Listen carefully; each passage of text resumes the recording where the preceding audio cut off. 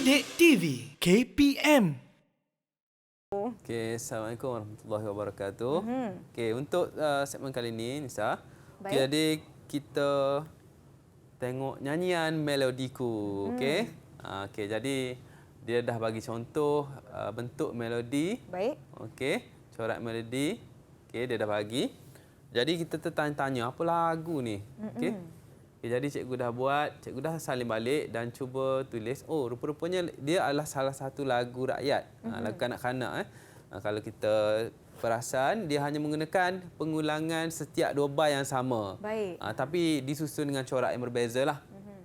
Okay, dan mungkin dia ada sedikit perubahan daripada segi imitasi dan juga improvisasi. Okay, jadi kita boleh dengar dulu. Okey, jom murid-murid di rumah kita dengar bersama-sama.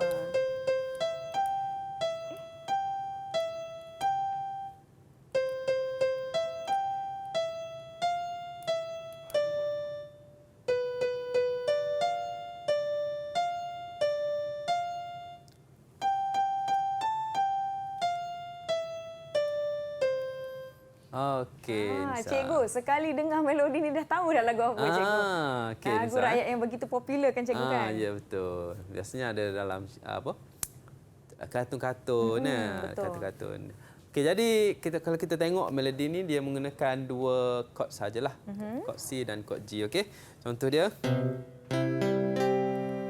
Papaku pulang dari kota, papaku berikan kereta kecil warna merah, boleh ku bawa ke sekolah. Cikgu. Okey. Melodinya sama, lirik dia sahaja berbeza. Ya, betul. Okey, pengulangan dia panggil corak irama yang corak sama. Corak irama, baik. Okey, jadi kalau kita tepuk lagu ni bunyi dia 1 and 2 and 3 4 1 2 3 1 and 2 and 3 and 1 2 3 1 and 2 and 3 4 2 3 1 and 2. Okey, dia pengulangan saja. Pengulangan. Okey, lagu kalau kita tengok lagu-lagu kanak-kanak yang popular, dia menggunakan melodi yang mudah. Ya, betul. Senang dinyanyikan. Okey. Jadi pengulangan ni satu yang kreatif lah pada saya. Lagu-lagu rakyat. Okey, seterusnya kita pergi kepada kesimpulan lah. Okey. Baik, cikgu. Untuk penciptaan melodi ni.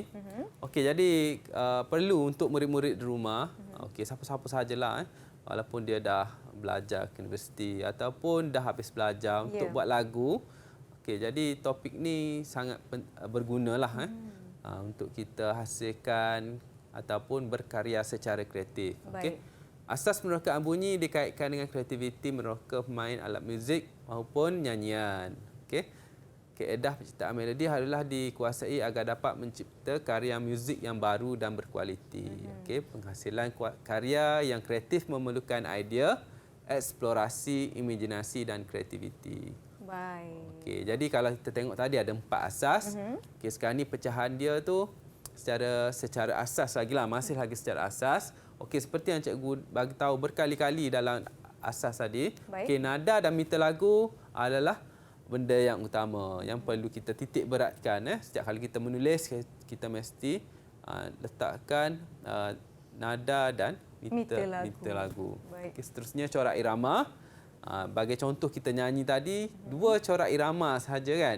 Tapi pengulangan dia tu berkali-kali, tapi lagu tu masih lagi lagu yang pada saya senang untuk kita ingat. Apa lagu yang kita buat tu supaya senang orang nyanyi dan ingat. Berserta dengan lirik yang berkesan. Dia lirik yang berkesan ni dia akan tinggalkan dalam minda dan hati seorang lah. Betul. Orang akan sentiasa ingatkan terngiang-ngiang je lirik dan juga melodi lagu tersebut. Ya, betul. Okey, seterusnya aliran melodi menaik dan menurun. Okey. Seterusnya frasa lagu tu kita buat mestilah senang dinyanyikan. Kalau frasa tu panjang sangat nak tarik nafas pun tak tempat, dia jadi lagu yang susah. Laju sangat lagu. Nak menyanyi tak lepas. Kita buat lagu tu kena sesuaikanlah. Baik. Okey. Jadi yang seterusnya pergerakan chord. Okey. gerakan chord boleh guna chord primer lah.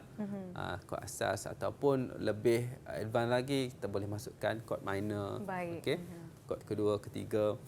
Okey, seterusnya lyrics seperti cikgu bagi tahu tadi, lirik yang power berkesan dia akan tinggalkan dalam hati dan mindas fikiran kita. Okey. Yang seterusnya adalah motif. Okey, yang terakhir sekali adalah motif.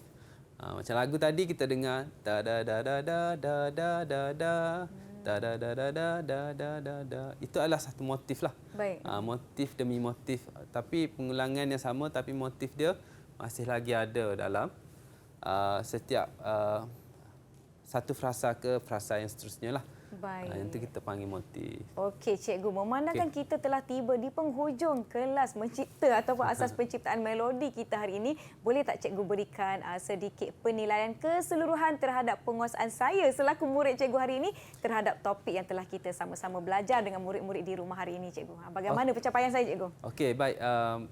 Pada saya lah sebagai guru, Nisa ni seorang murid yang fokus.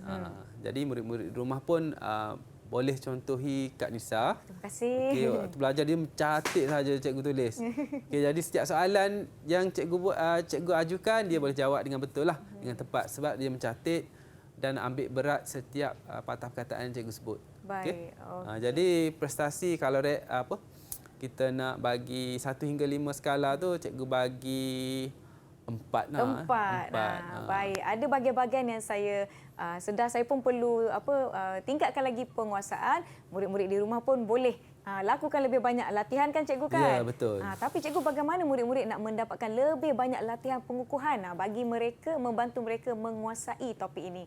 Kat mana mereka nak dapatkan? Mungkin boleh pergi ke laman sesawang ke?